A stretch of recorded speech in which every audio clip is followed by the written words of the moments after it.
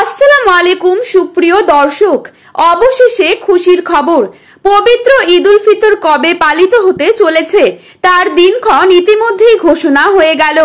ইতিমধ্যেই সৌদি আরবের চাঁদ দেখা কমিটির তরফে নতুন ঘোষণা দিয়ে দেওয়া হয়েছে।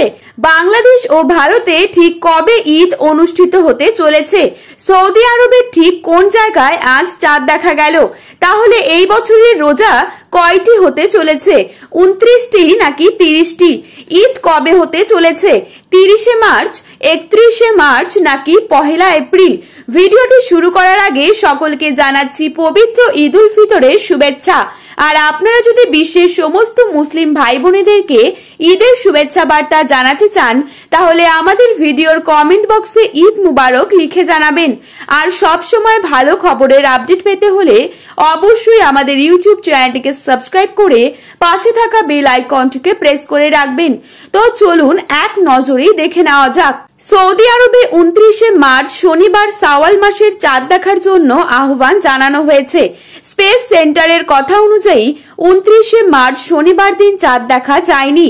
ইতিমধ্যেই সৌদির চাঁদ দেখা কমিটিও স্পেস রিসার্চ সেন্টার জানিয়েছে 30শে মার্চ শাওয়াল মাসের চাঁদের উৎপত্তি হবে, অর্থাৎ সৌদির আকাশে রবিবার দিন চাঁদ দেখা যাবে এবং সৌদি আরব সহ মধ্যপ্রাচ্যের প্রায় সবকটি মুসলিম দেশেই 31শে মার্চ সোমবার দিন পবিত্র ঈদ উল ফিতর উদযাপন করা হবে।